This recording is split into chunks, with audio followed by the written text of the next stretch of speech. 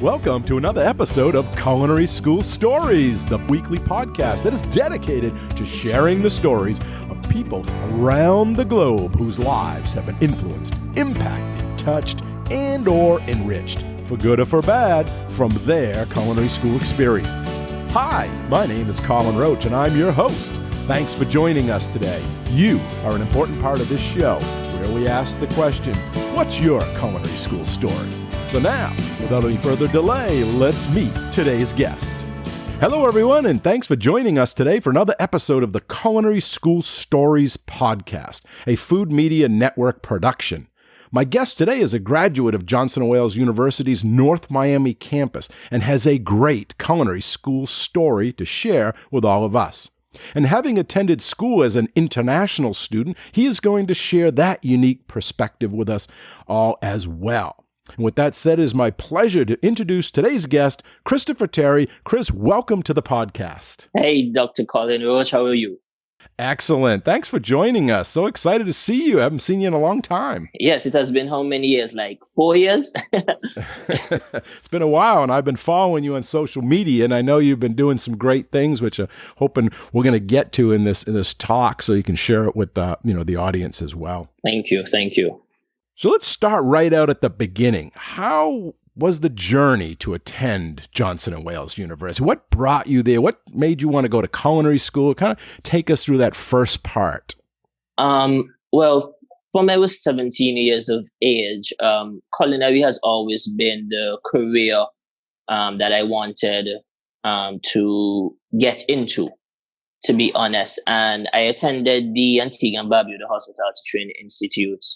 In Antigua, I obtained an associate's degree. And from there, I wanted to broaden my horizons. I was thinking, I need something more.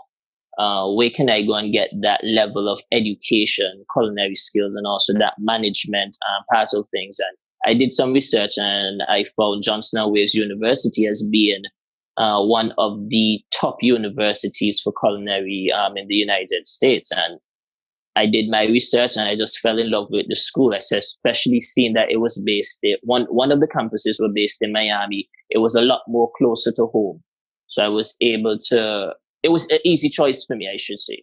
Easy choice for me to say, okay, let's go to Johnson & Wales. I looked up different chefs that went there. Also, I've been told about the instructors in terms of the knowledge that they have and everything else. So I said, you know what, let me go and try to gain some of that knowledge also. Great.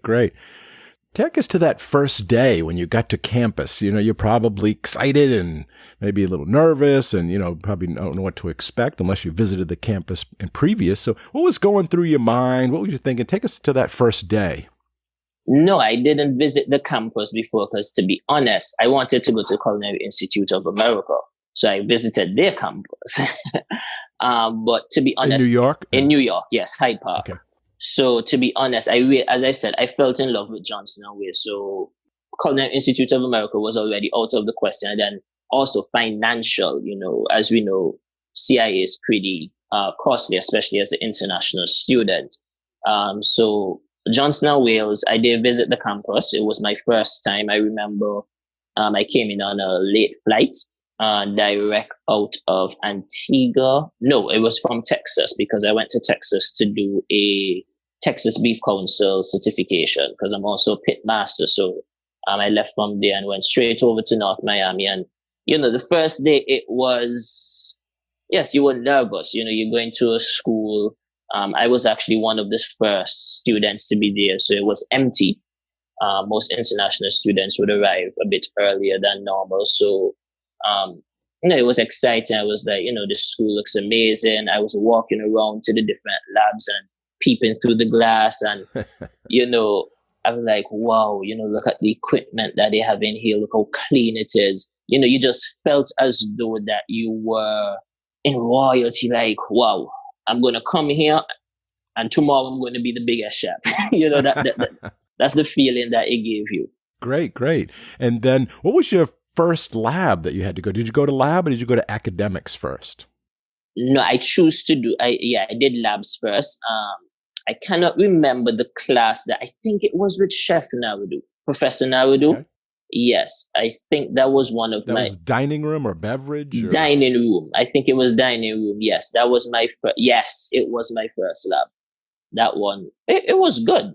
Professor Naudu, wow, information. He has a wealth of knowledge, especially in wines. And, I would like to thank him also because he also pushed me to do the WSET level, which I did level 2 with him. So, it was very, very good. Labs were exciting, to be honest. Unfortunately, we had to wake up at 7:00.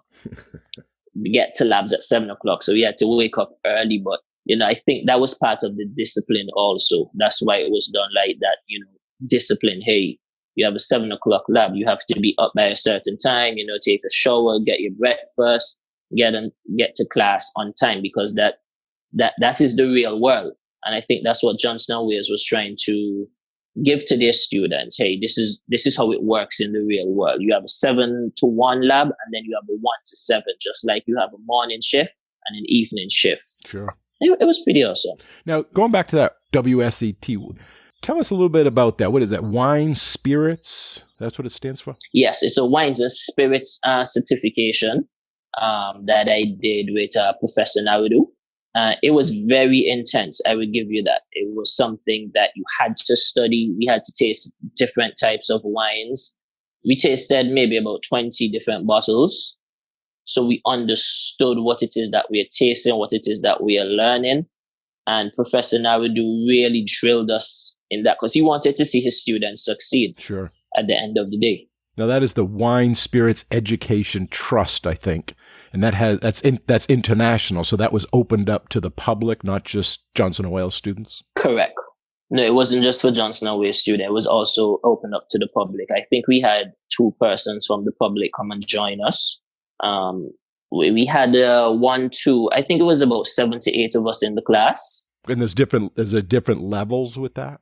Yes, you have up to, I did my research the other day, and I think you have up to level 3, if I'm not mistaken. I could be wrong. Don't hold me to that. But I know level 1 is the more beginners level, which in Professor Naudu was like, you guys don't need that. Let's just go to level 2. So that's the encouragement that you needed.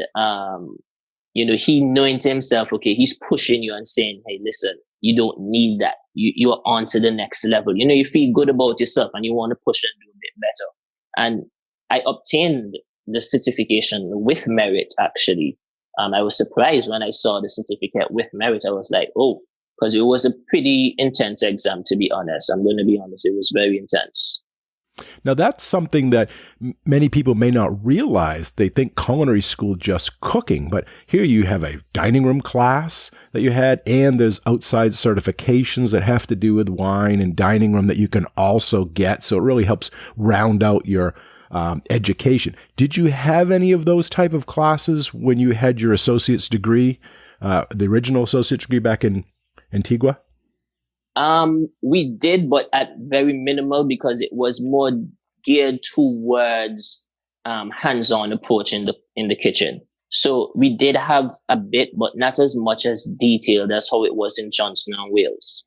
In Antigua, it was more of cooking, a lot more cooking. Yes, we learned the basics, knife cuts, costing, a bit of costing, not that much, but it was more hands-on, to be honest. So you learned how to handle yourself in the kitchen. That's good. And now you already had this experience. When you came into the lab, did you find that helpful? Did you find it a hindrance? I mean, were the other students in the class as experienced as you, or did you find them more novices? To be honest, yes, I did have that experience of others more than other students, because I was working for 7 years in the industry prior to attending Johnson & Wales. But at the end of the day, I came into the class with a very open mind, because we are all here to learn. So it was a case that I had to, whatever I knew before, whatever I thought I knew, I had to act like I didn't know and listen, and I had to be able to be taught. So, I took the knowledge and everything. So what I had in my head went out the window at the end of the day. I wanted to learn what's happening here and now. Great. Now, thinking about that 2 years that you had all those classes, what was your favorite class and what was your worst class and why? My favorite class, it has to be your class, Chef. And the reason why is because I was not good on maths. I'm terrible. Well, was terrible on maths, and I know in terms. You'll have to tell them what the class is first, because they may think it's like pastry or dining room or. Oh, it was food costing. Class was food costing, so it was a very. For me, it was an intense class, to be honest, because I always try. If you remember, I always try to keep at least a minimum of a B or B plus average. So I always try to get good grades first and foremost. And I applied myself in that class. Reason being, because I know in terms of becoming a chef, you need to know food costs. You need to know your spending. You need to know the amount of money that you're putting on the plate, how much you're going to sell it for, your wastage, etc., etc. So I took that class. I was actually looking forward to that class a lot in my first year, but unfortunately, I couldn't get it until I did my second year. But I really paid attention to that class because I knew that it was needed. And if you remember, Chef, I always used to come to you and ask you different questions in terms of food costs. You told me about your YouTube link, which actually helped me at the time, and it still helps me today. If I forget something, I just go on your YouTube link, and I do find video where you explain about food costs and yield and everything. So yeah, that was my favorite class. And I'm going to be honest, I think it was the hardest class too. Favorite and hardest class, but I manage. Yeah, that's food cost menu planning class, and it is an important class. I always start out by telling the new students that, you can be the best chef in the world, but still go broke. Correct. It's not necessarily about cooking because it's a business and you have costs and you have to manage those costs, that cycle of cost control. But it is one of the most challenging classes because it does have that math component. But I don't often hear that that's people's favorite class. So I'm glad to hear that because I do think it is a valuable class. And the YouTube channel that you referenced, that's a good point. And I will make sure I put that in the show link because it's a video that I created on how to do a recipe cost card and some other menu engineering that I've posted to my YouTube channel. And I found it to be very, beneficial to many people out there in the industry. I think that one video you're referencing now, last time I checked, had like 120,000 views. So there's a lot of people out there that really need that material. And I've had comments saying, I run a food truck or I run a business, and that's been helpful in costing. So I'll link that because in case any of the listeners out there want to find that video and get those forms, it is available for free out there. And I implore them to have a look at the video. It really helps. It really helps. And I want to thank you publicly for, one, having the patience to teach us, because I remember a lot of students just could not get that class, especially with the stimulation and everything. And, I would like to thank you for pushing all of us and for us getting through that class. It has really helped me as I have progressed in my career. Oh, great. Well, I appreciate that. How about your worst class?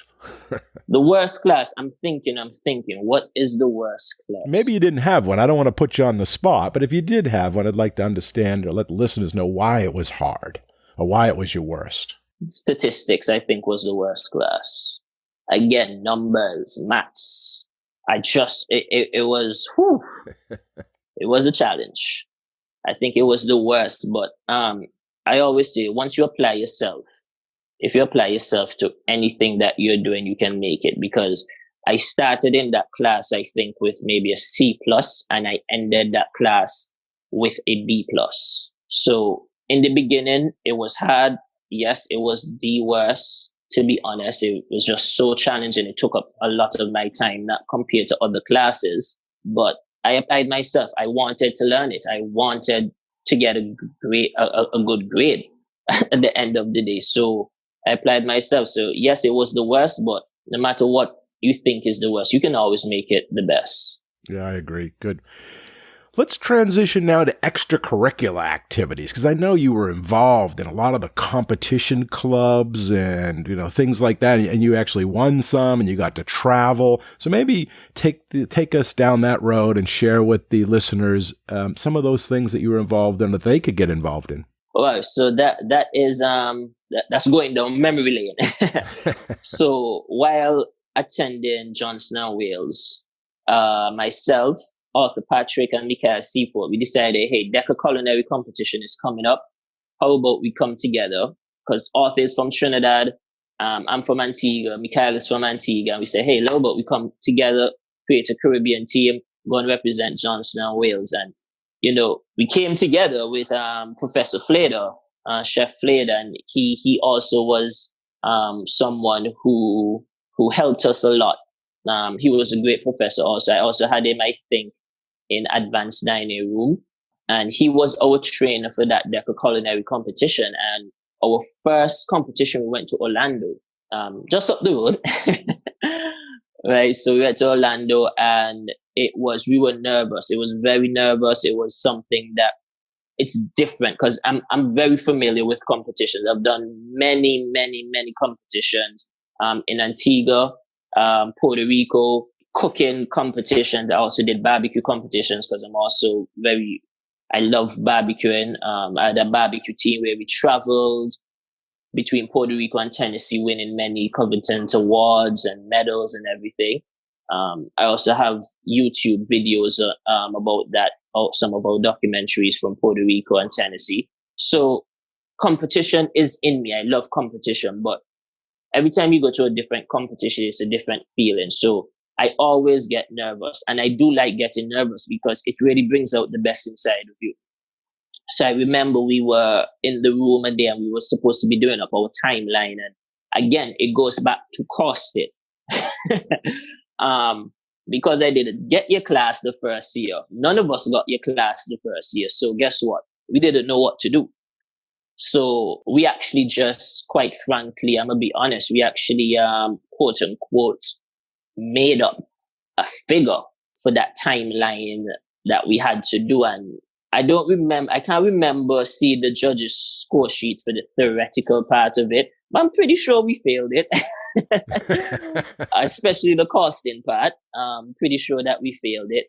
But one thing that we had was unity. We worked together as a team. So going into the kitchen, it was a case where we worked together as a team and created something amazing that allowed us to win the overall competition. So that was our first competition that we won. And like, hey, why not go back and defend it the following year? Which, we started to consider ourselves the island boys, seeing that we're from the Caribbean and everything. So we went back the following year to Washington, D.C. And to be honest, Chef, I'm going to tell you, when we came back, some of the competitors that were there the year before, they were shocked to see us back because they know how good that we came the first year. So they were like, wow, them again, but that year was, I would say, we were very confident going in that year. We were super confident. Unfortunately, we didn't get much practices in. I think we did only like 3-4 practices because, some persons had to work and scheduling, and it was 2 teams. So, it was a kind of back and forth thing. So we only got the most, I would say, was 4 practices. But again, Chef, what we had was teamwork. And that's something I want the listeners and chefs, both present and also future. Teamwork makes the dream work. And that's the truth. Because that day, I remember we were in Washington and we got the outline, what we would have to do and everything. And they said we had to break down a chicken, fabricate a whole chicken.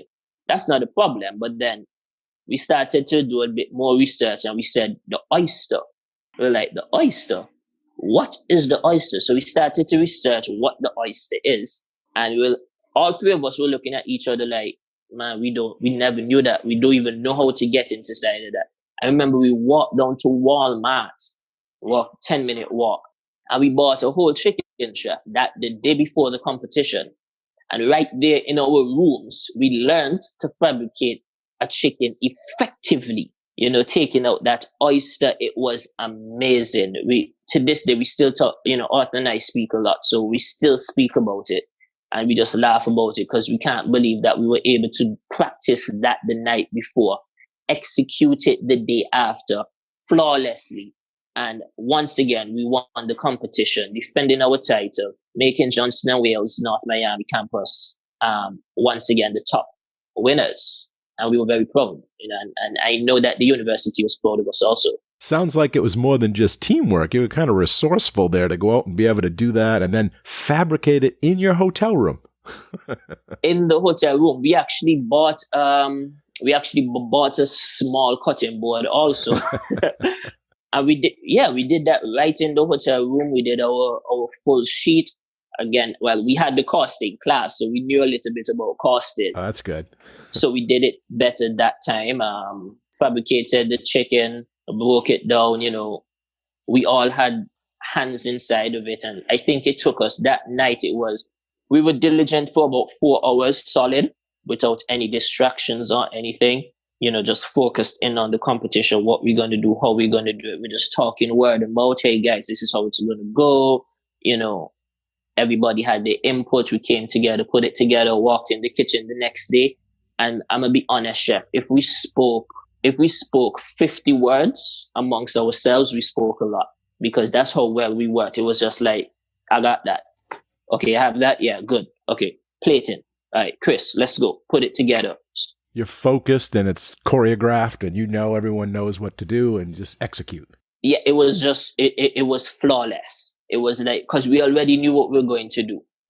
Mikhail was responsible for like doing his, the sauces, the vegetables. Otto was responsible for breaking down the chicken, cutting up, making purees and this kind of things. And I was responsible for like the sauces and the cooking methods of things. And then finally the plating. So it was just, we spoke about it and we executed it. That was it. What a great experience. Must have been awesome when you heard them announce that you were the winner. It was lovely. It's excitement that you cannot imagine. We wanted that thrill. We were like, the next year, we're like, I wonder if we could go back, seeing that we're finished from school, if they would allow us. But, it was the thrill of the competition. It was lovely. So tell us about where you've been now. What since you left school, how have you been doing, and where are you now?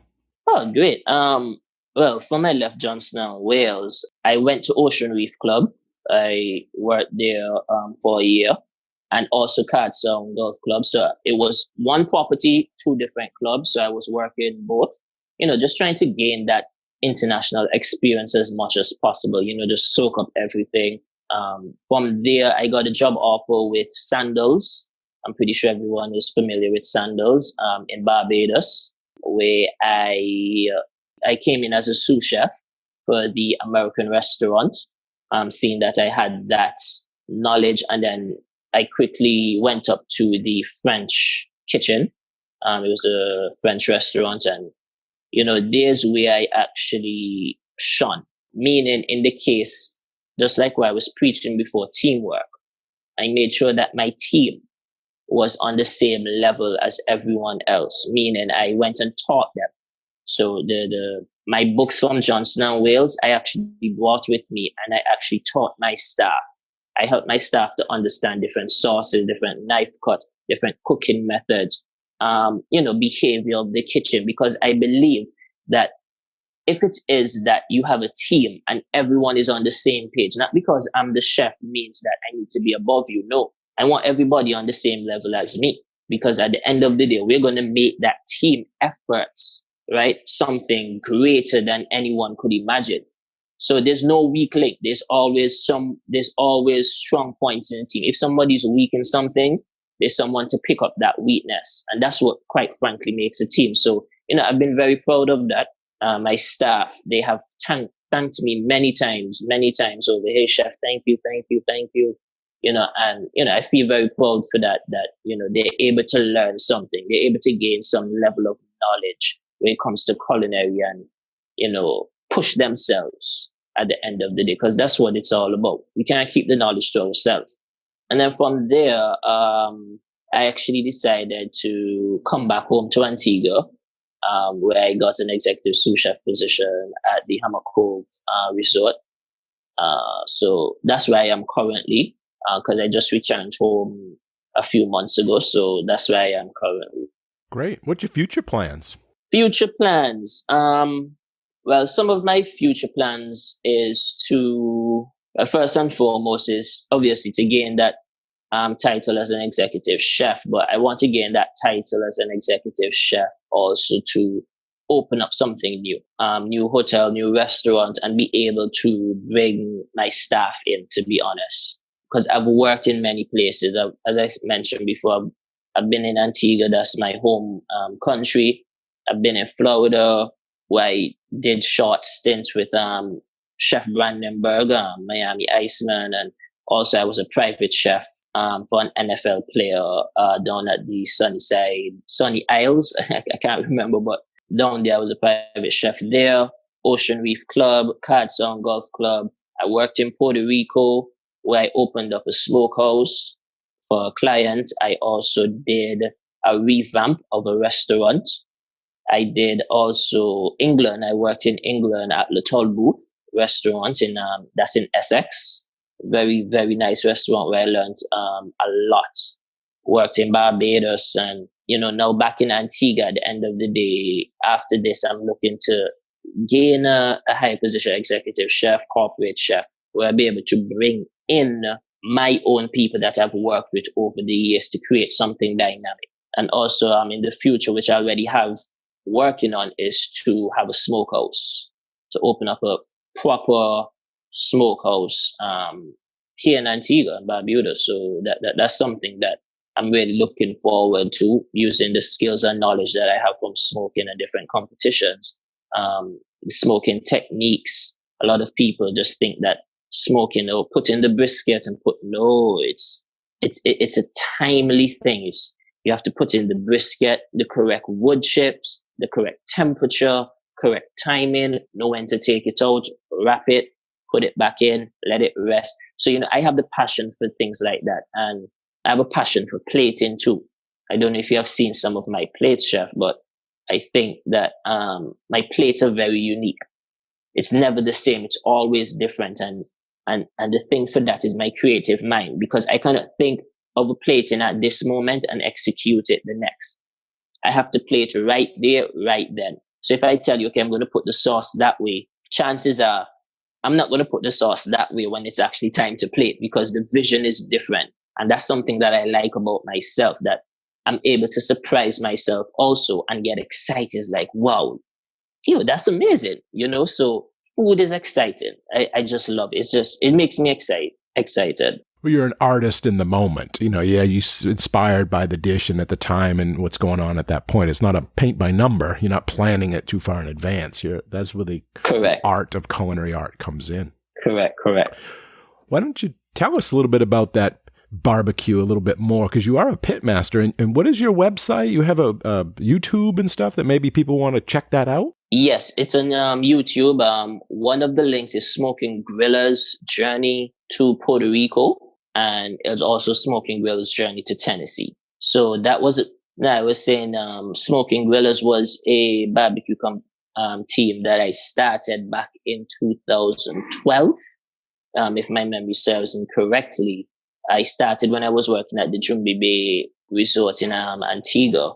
And they had a competition here. I was like, hey, I want to go and do smoking, because I just like competition. So every time I heard a competition, I'm like, okay, I'm going to do it. So I went into the competition, did a little bit of research, and I actually got second place for the best ribs. And I think it was third overall. And the winner, they were offering the winner to go to Puerto Rico. But what Jumbi Bay did, because we did pretty well, they said, hey, we're going to send you to Puerto Rico also.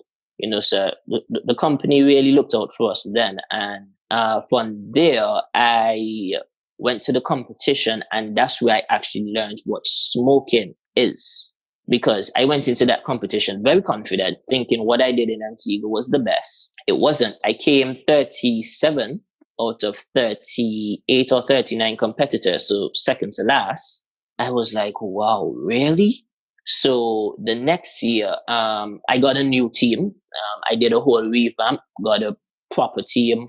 I had a PRO, I had a model, I had a cinematographer, I had a videographer, I had 2 cooks, I had an entertainer. So I had a full team.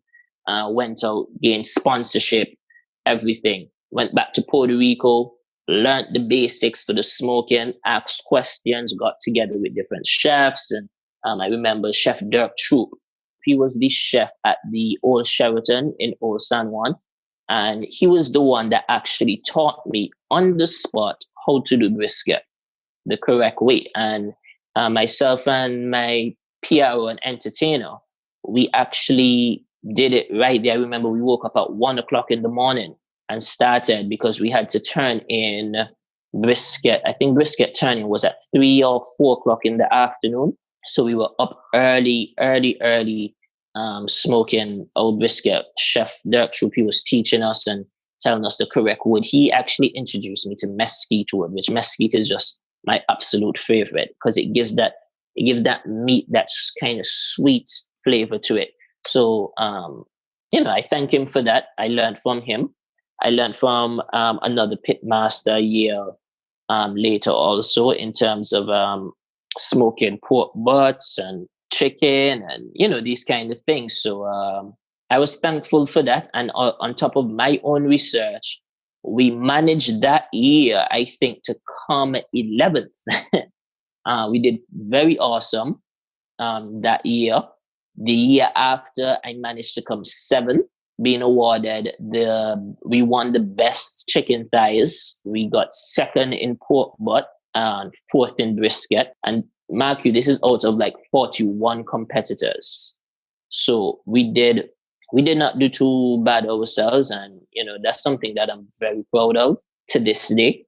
It's still in awe, young people, we're able to do such something on such a large scale. And that's something that I want to tell a lot of the listeners, no matter how young or old you are, once you put something to your mind, or once you put it to your mind, just execute. You can do it. Yeah. Just get the right resources. It may take a while. Some persons it takes a year. Some persons it takes 10 years. But hey, doesn't matter. At the end of the day, focus on what you are doing and what you want, and you'll be successful. Good points. Let's talk about certification now. What do you think about certification and American Culinary Federation? There's other places, like we mentioned, WeSet. Can you talk a little bit about certification from your point of view? Certification, very important. Very, very, very important. Last year, October, I decided to do my certification as a chef de cuisine from American Culinary Federation. And I would like to thank Chef Jeff for assisting me in that. I would like to thank Chef John Bell. He also assisted me in that, and Chef Gary. These were chefs that have seen me, especially Chef Jeff. He has seen my progress since age 17. And he has really encouraged me and helped me along the way. And I told him, he has always helped me no matter what, always through my whole culinary years. And I told him that I was looking to go, I want to do a certification. And he's like, that's an excellent choice. And, I'm like, yeah, I want to do it now. So I immediately just went and did it. To be honest, I got prepared with Chef John Bell. I went to his school in Orlando and did some practices. He taught me what he knew. Perfect. Everything was to the teeth, and I just executed it. And I think certification is very important because to help you to get to that next step, it's needed. Not to say that you can't get to the next step without it, but at the end of the day, it's easier and persons will recognize you more. And that's one of the reasons why I did that certification. The main reason is for me to get that international exposure. Hopefully one of these days I'm able to get that international position where I'm an executive chef or corporate chef somewhere else in the world. But I also believe in taking my time and taking it step by step. Like you have persons that would just leave school and they jump and go straight to an executive chef role. And I just ask myself, why would you do something like that before going through the stages to get to that level. Some persons make it, while others, and I think that the majority, they fail because they miss crucial steps leading up to that mark. So I am a strong believer of that. I could have been, I've said it many times, could have been an executive chef years ago. But was I ready? No, I'm not ready. Well, I wasn't. I'm ready now, but I wasn't at the time. So I rather take my time and build than to jump into something and fail. You understand? And I think that's one thing I would like for our listeners to, another thing I like the listeners to take away. Take your time. Take your time. You finish culinary school at age 20, 27. What doesn't matter what age you finish.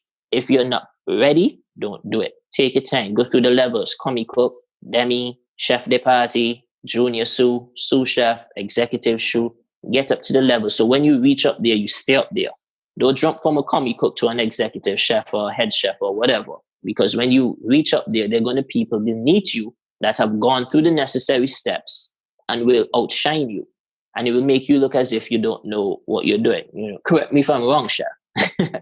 No, I think you got to go out there and get all those tools and keep collecting them for your toolbox so that you're better when you get to that place and you have that repertoire. I often think of it as like, medical school. When you get out of medical school, you're not really a doctor, even though technically you are. You still have to go do your residency. You have to go and learn those skills and get that practical experience before you're going to go open up your practice Correct. itself. And it's kind of the same way with a chef. Your culinary school teaches you a lot of the foundations, the basics, gives you some good networking. Then you go out there and you perfect those skills. That's 100% correct. So, I'm a strong believer of that. Just work your way up, and that's about it. But the certification is very important. ACF is a very good institution. That's the American Culinary Federation. And I would like to thank them for accommodating me for me to do my certification in Orlando. I was told that many persons, it's a very hard level, chef de cuisine and also executive chef. It's a very hard level to pass. So I was pretty surprised after I finished my practical at how well I did. And I owe that again to Chef Bell, Chef Gary, that assisted me. And Chef Jeff, definitely, that assisted me on that path and showed me what I needed to do and do it the correct way and everything. The certification is important. It's hard, but guess what? Nothing good comes easy. Yeah, that's a congratulations to you and a big, hats off, because I used to be an evaluator. I know what people have to go through for those certifications, those tests out there, those practicals, and the pressure that's there as well. So yes. That's a big thing. And that's good advice all around that you've been giving out there. And I want to see if we can build on that. What advice would you give to somebody that wanted to pursue a career in our industry, or that wanted to go to culinary school? If someone came to you and asked you, what advice would you give to that person? My advice would be very straightforward, Chef, because a lot of persons, and I've seen it while I attended the university, they think coming to culinary school, it's easy. You're going to go culinary school today. I'm going to be a chef tomorrow. Nope. You have to work for that.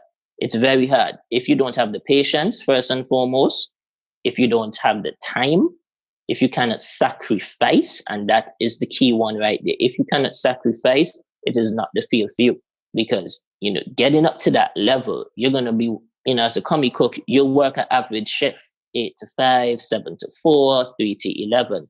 As you start to move up the ranks, you're speaking about 7 to 7, 7 to 11. And when I mean 7 to 11, 7 a.m. to 11 p.m. And, you have to come back.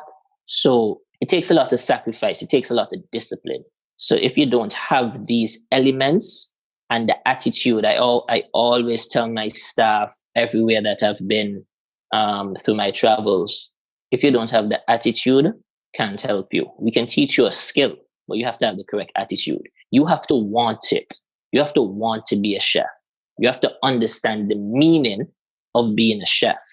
If you can't have the sacrifices, if you don't have the discipline, if you can't be taught, because that's another thing, because I know you have experience in chef, you have some person that you try to teach them something like, I know.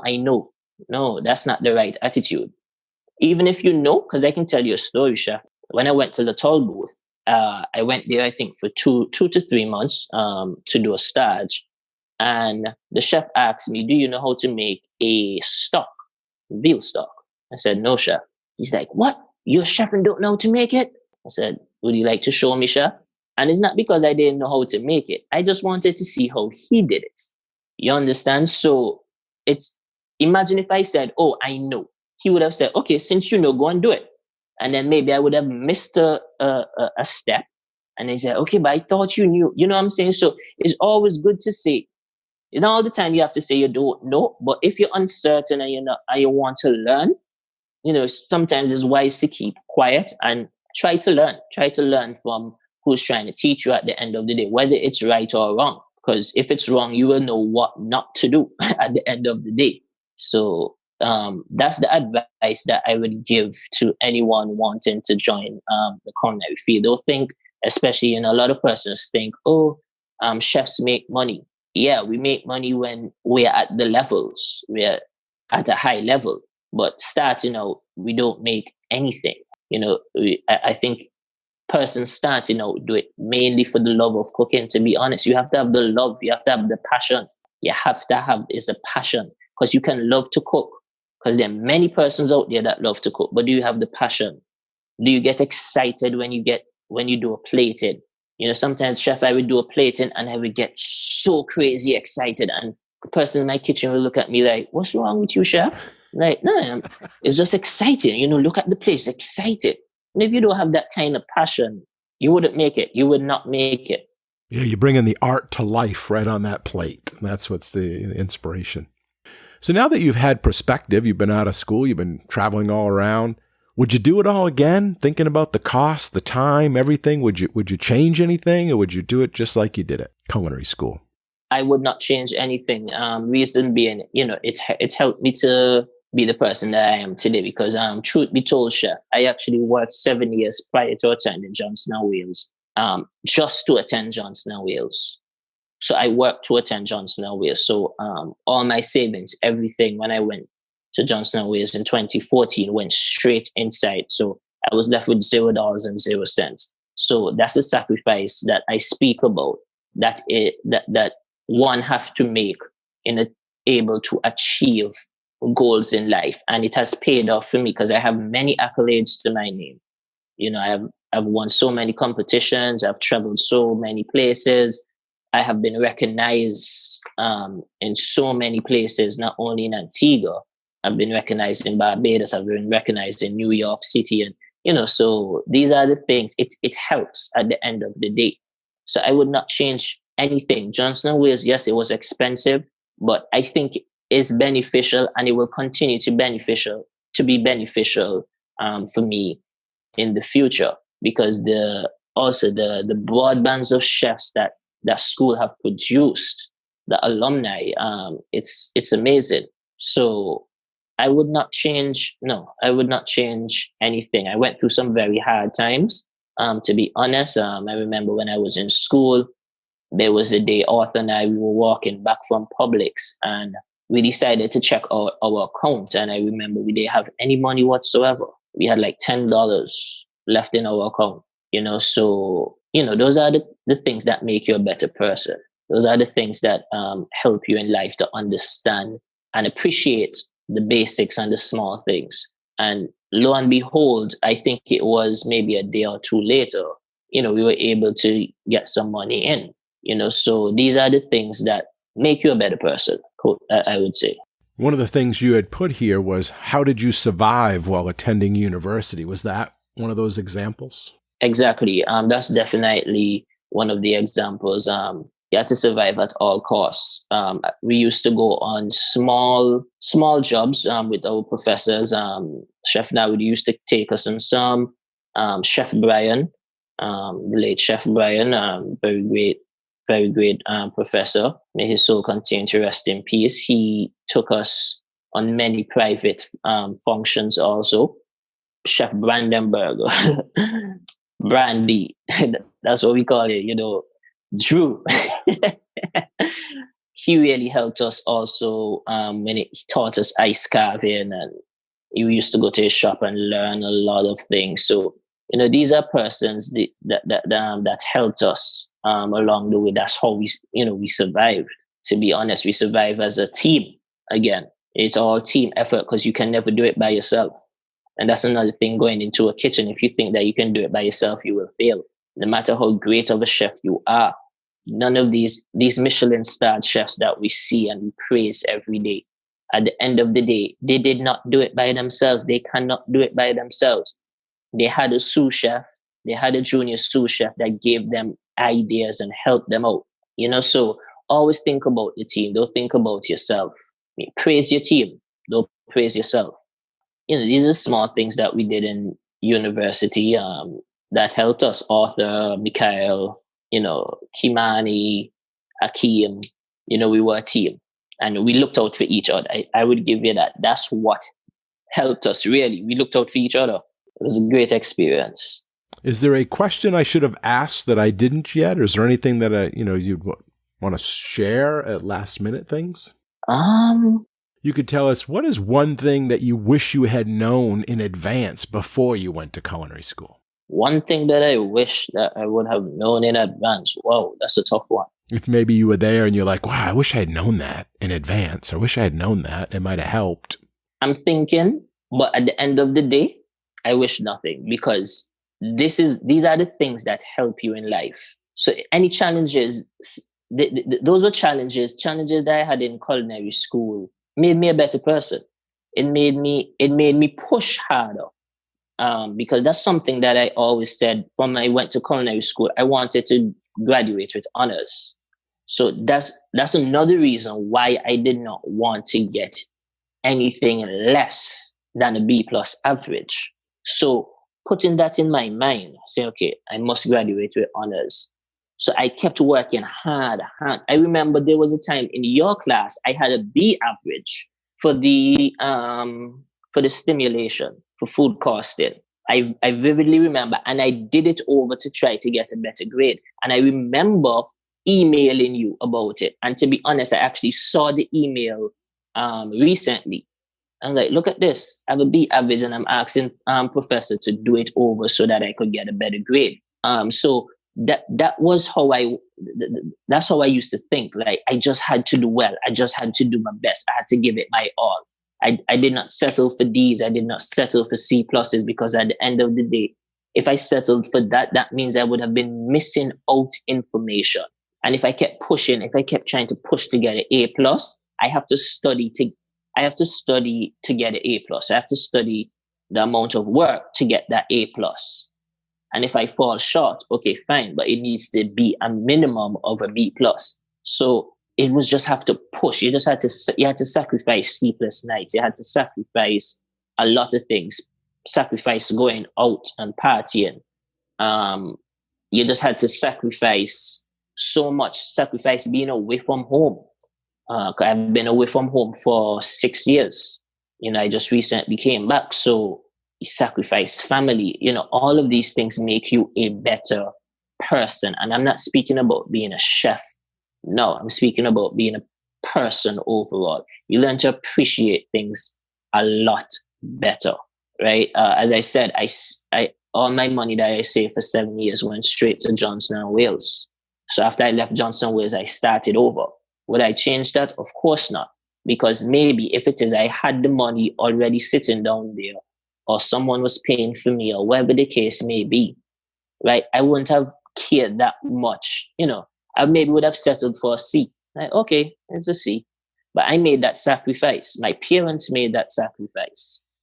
So I had to make sure I made myself proud. I had to make sure I made my parents proud. You persevered. You had perseverance. You had tenacity. You set a goal. You went after that goal, and you weren't going to let things get in the way. Correct. And as a professor, instructor, I love that, because that just shows that any student that wants to better themselves and redo an assignment, I'm all for that, because they're still hitting the objectives and they're going to learn each attempt they make at something. So I'm more than willing, anytime that someone has that drive and wants to do it, do it.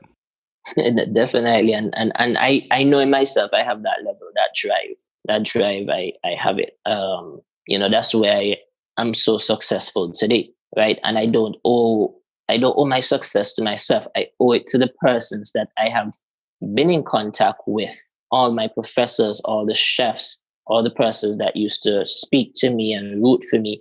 at the end of the day, I owe it to them because, some persons think, oh, we can do it all by ourselves. No, you cannot. You need assistance. And I'm thankful. Put it that way. I'm very thankful because coming from the Caribbean, it's very hard. And I'm sure you would know that it's very hard for us when we transition to the United States. It's a different culture. The money also, it's a lot higher. So 2.70 of the EC dollar is $1 US. So you can imagine, how it is. So it's very hard for us, and we make a lot of sacrifices, and we try to make ourselves, our family, and also our instructors and the university as proud as can be, because you don't want to go there and waste time. And that's another thing that I will encourage future persons that think to go to culinary school or just university in general. Do not go to university to waste time, because you don't know if you're going to get back that time again. You get that opportunity the first time, take it, run with it. You make mistakes, fix it, get back up, run with it. But don't waste time, don't waste money.